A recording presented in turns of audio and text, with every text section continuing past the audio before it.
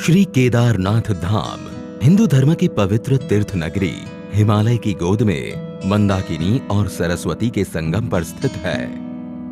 वर्ष 2013 में आई भयावह आपदा से इस तीर्थ नगरी को भारी तबाही का सामना करना पड़ा। ये दृश्य 19वीं सदी का है, जब मंदिर का गरिमामय रूप दूर से ही दर्शित होता था।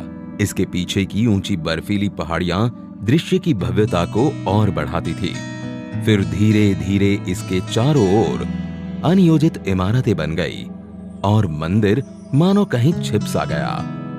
वर्ष 2017 में माननीय प्रधानमंत्री जी स्वयं श्री केदारनाथ धाम आए एवं धाम के आध्यात्मिक गौरव और दिव्य स्वरूप को पुनः स्थापित करने के लिए श्री केदारनाथ धाम पुनर्निर्माण योजना की परिकल्पना की।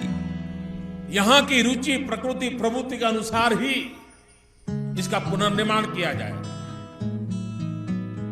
उसमें आधुनिकता होगी, लेकिन उसकी आत्मा वही होगी जो सदियों से केदार की धरती ने अपने भीतर संजोए रखा हुआ है। ऐसा पुनर्निर्माण करने की दिशा में इसका काम होगा। इस परिकल्पना के आधार पर सभी हितधारकों की भागीदारी से पर्यावरणीय संतुलन बनाते हुए एक महायोजना तैयार की गई थी।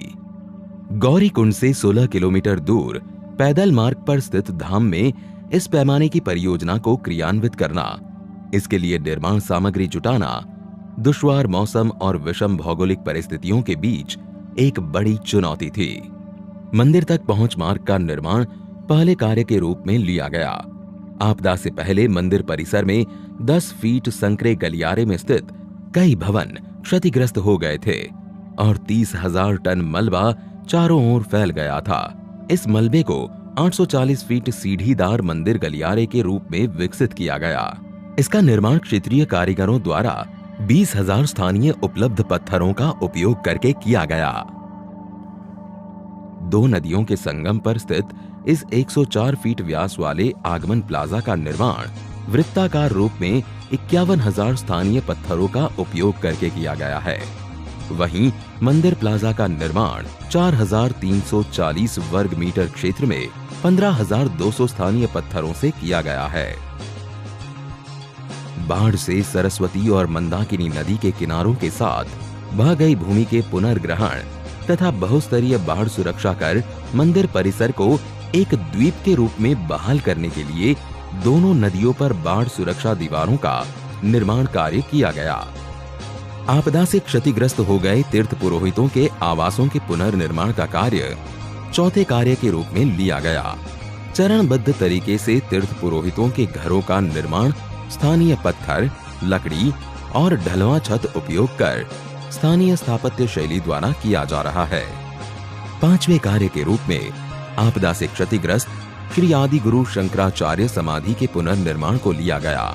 ऐसा भव्य दिव्य आदि शंकर का वो स्थान बने, उनका समाधि स्थल बने, और वो भी ऐसे बने कि आदि शंकर का स्थान केदार से थोड़ा सा भी अलग हुआ ऐसा अनुभव न करे।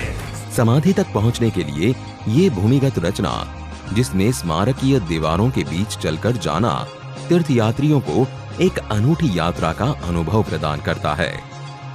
मूर्ति के दर्शन कर चिंतन पथ पर चलते हुए ये यात्रा पर्वतों और विहंगम दृश्यों के दर्शन के साथ समाप्त होती है।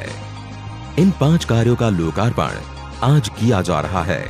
इसी के साथ लगभग 185 करोड़ की लागत से निर्मित हो रहे विभिन्न विकास कार्यों का शिलान्यास भी किया जा रहा है, जिनमें प्रमुख है मंदाकिनी एवं सरस्वती नदियों के तट पर स्नान और धार्मिक अनुष्ठानों को सुगम करने हेतु विशाल संगम घाट का निर्माण, धाम में यात्रियों के सुविधार्थ यात्री सुविधा केंद्र, रेन शेल्टर, जलपान गृह आदि का निर्माण, कुशल तीर्थ क्षेत्र प्रबंधन हेतु पुलिस स्टेशन एवं कमांड एवं कंट्रोल सेंटर का निर्माण, किसी भी अप्रिय घटना एवं विषम भौगोलिक परिस्थितियों में यात्रियों को चिकित्सा सेवाएं उपलब्ध कराने के लिए एक अत्याधुनिक चिकित्सालय का निर्माण किया जा रहा है, जिसमें आपातकालीन सेवाएं, ऑपरेशन थिएटर, आईसीयू आदि की सुविधा होंगी। ये निर्माण योजना मात्र भौतिक सुविधाओं को ध्यान में रखकर नहीं, वरन इस स्थल की लौकिक व तीर्थ यात्रियों की आंतरिक ऊर्जा को पुनः जागृत करने का एक प्रयास है।